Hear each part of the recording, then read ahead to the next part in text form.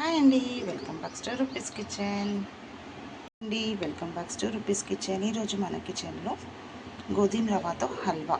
ఈరోజు ఇంట్లో సత్యనారాయణ స్వామి వ్రతం ఉంది, సో దేవుడికి ప్రసాదం ప్రిపేర్ చేస్తున్నాను. దాని తయారీ విధానం చూస్తామా.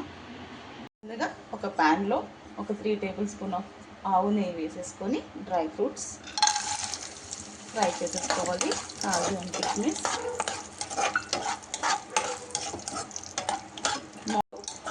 మార్నింగ్ తీస్తున్నాను, 5:30 టైం. ఇప్పుడు ఇలా ఫ్రై చేసేసుకొని గోల్డెన్ బ్రౌన్గా పక్కన ఉంచేసుకోవాలి.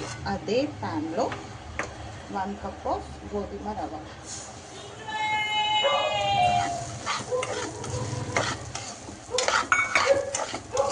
వేసి బాగా ఫ్రై చేసుకోవాలి. కలర్ చేంజ్ ఇలా గోల్డెన్ బ్రౌన్గా ఫ్రై చేసుకోవాలండి. గోల్డెన్ బ్రౌన్ వచ్చే వరకు, అంతవరకు మనం ఏ కప్పులో అయితే గోధుమ రవ్వ తీసుకున్నామో అదే కప్పులో 3 గ్లాస్ ఆఫ్ వాటర్ బాయిల్ చేసుకోవాలి. ఇలా మంచిగా గోల్డెన్ బ్రౌన్ ఫ్రై అయ్యే వరకు ఫ్రై చేసుకోవాలండి. ఇలా సిమ్లో పెట్టుకొని ఒక 15 మినిట్స్ తర్వాత ఇలా కలర్ వస్తుంది. 15 to 20 మినిట్స్ తర్వాత ఇలా మంచిగా గోల్డెన్ బ్రౌన్గా కలర్ వస్తుంది. సో ఇప్పుడు మనం వేడి చేసి పెట్టుకున్న వేడి నీళ్ళు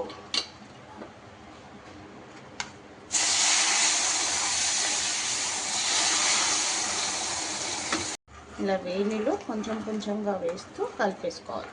ఇప్పుడు నీళ్ళు కొంచెం కుక్ చేసేసుకుందాం. ఒక 10 మినిట్స్ కుక్ అయ్యిద్దాం. చూద్దామండి. మూత పెట్టుకొని కుక్ చేసేస్తే తొందరగా కుక్ అయిపోతుంది. సో రవ్వ కూడా మంచిగా కుక్ అయిపోయింది.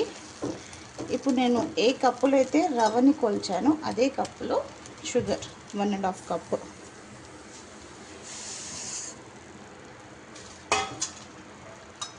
ఇంకా ఇది మిక్స్ చేసుకోవాలి బాగా. ఇలా షుగర్ వేసేసుకొని బాగా మిక్స్ చేసేసుకోవాలి. ఇంకొక 5 మినిట్స్ కుక్ చేసుకుందాం దీన్ని.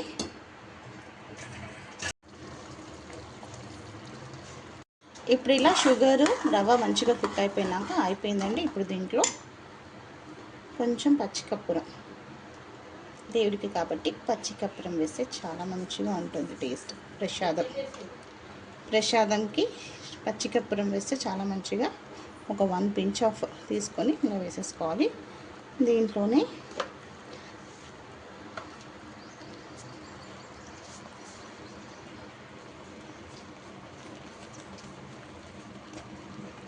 ఒక 1/2 స్పూన్ ఇలాచీ పౌడర్,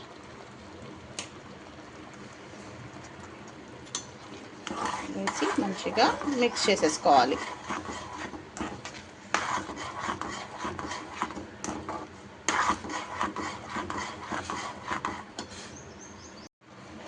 దీంట్లోనే 1 pinch కుంకుమ పువ్వు మిక్స్ చేసేసుకొని లాస్ట్కి మనం ఫ్రై చేసి పెట్టుకున్న డ్రై ఫ్రూట్స్,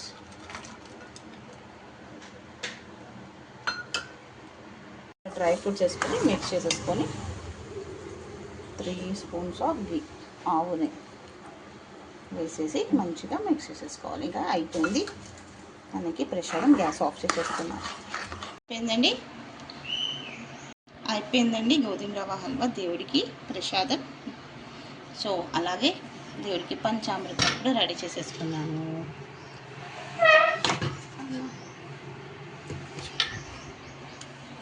రవ్వ ప్రసాదం అన్నీ రెడీ అయిపోయింది. ఇంకా ప్రసాదం రెడీ అయిపోయిందండి. సో ఇంకెందుకండి మీకు కూడా ఇలా ఎప్పుడైనా ఇంట్లో పూజ ఉన్నప్పుడు మనం ఈజీగా చేసుకోవాలంటే ఎప్పుడు హల్వా కాకుండా నార్మల్గా బొంబాయి రవ్వతో హల్వా చేసుకోకుండా ఇలా గోధుమ రవ్వతో కూడా హల్వా చేసుకోవచ్చు. అందరికీ తెలిసిందే, కానీ నేను ఇలా చేస్తానని చెప్పేసి చూపిస్తున్నాను.